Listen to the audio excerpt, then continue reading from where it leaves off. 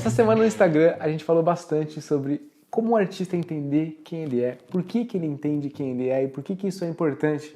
Então a gente falou sobre artigos de o que são dom, talento e personalidade, como identificar seus pontos fortes, como identificar seus gostos e por que isso é importante? Porque quando você está se comunicando, né? Por que quando você está começando a se comunicar como artista, por que a gente fala isso? Né? Porque isso é a base de todo o processo que a gente chama, né, de branding, é a base da profissionalização dessa comunicação. Eu quero falar um pouco de branding, eu sei que às vezes é um pouco assustador, mas branding nada mais é do que aquela pergunta, o que as pessoas pensam de mim? E isso é uma construção, né? Porque as pessoas só vão pensar algo de você se você interagir, se você se comunicar com elas. Elas vão pensar algo de você. E daí você faz a pergunta, mas quem realmente eu sou?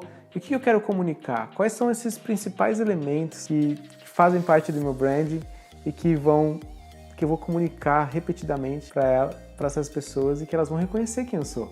Então corre lá no vivendodearte.com se você quiser ver mais sobre isso, sobre quem sou eu, esses artigos e exercícios também na prática, que acho que são muito interessantes. Vamos falar de branding então. A arte, na verdade, ela é comunicação. Ela é uma ferramenta que ela transmite ideias, né? E quando a gente consegue resumir em elementos principais aquilo que as nossas ideias, né? O que a gente está falando, né? Para o nosso público, nossa tribo, fica mais fácil para eles entenderem quem nós somos. Então, se você resume, você sempre usa aquelas ideias, aqueles pontos, porque você tem um tempo limitado ali de interação, né? Vamos dizer assim. Então, se você em cada interação, em cada arte, você colocar ali elementos principais da sua arte, é mais fácil de explicar para os outros o que você está falando. É mais fácil comunicar aquela ideia. E o branding tem muito a ver com a constância daquilo. Repetidamente você fala aquilo.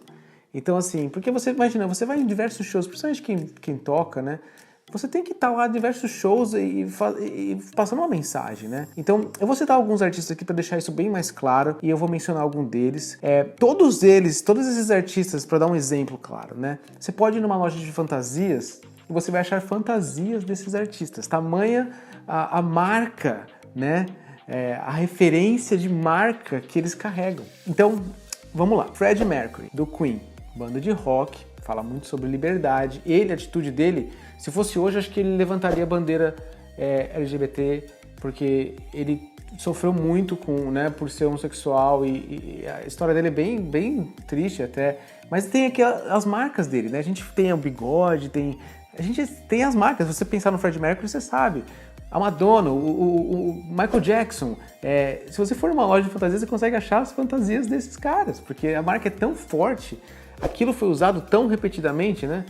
Pegar uma pessoa mais atual, a Anitta, por exemplo. Ela tem uma marca, ela tem um estilo voltado mais para sensualidade, rebolado, roupas curtas, tudo tem uma marca, né? Então a gente busca, como artista, a gente busca a nossa verdade, né?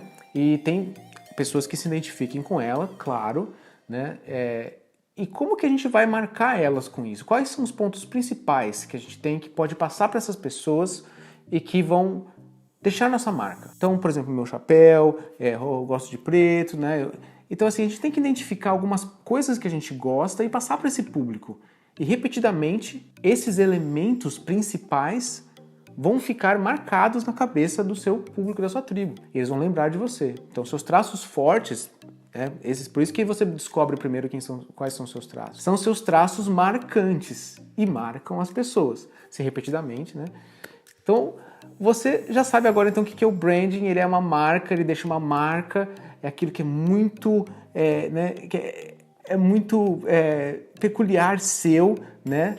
E então você vai agora, o que você vai fazer? Escolher os elementos, né? Estrategicamente você vai escolher aqueles elementos seus, mesmo que seja um pouco mais tímido, entendeu? Um pouco mais para dentro, é uma coisa mais alegre, mais colorida.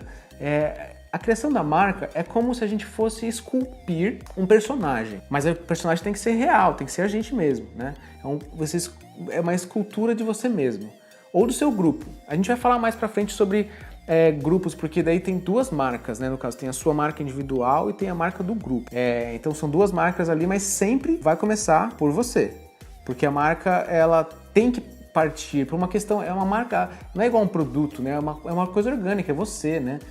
Mas você escolhe o formato que você quer dar nessa escultura. Então, assim, é uma coisa... É muito legal o brand, quando você vê que não é uma mentira ali. A questão é a consistência. Você tem que entender esses elementos diferentes... mesmo que você tenha diferentes discos, né? Vamos supor, diferentes coleções... você tem os seus elementos principais, o estilo, você tem o estilo musical, o estilo, né, artístico, e você passa aquelas suas verdades e você condensa tudo aquilo para que fique mais fácil para você dentro do seu time, dentro do seu crescimento como empreendedor, né, a gente fala muito disso, você construir aquilo de forma consistente, porque vão ter outras pessoas trabalhando com você. Então você precisa ter uma consistência, saber quais são esses elementos principais.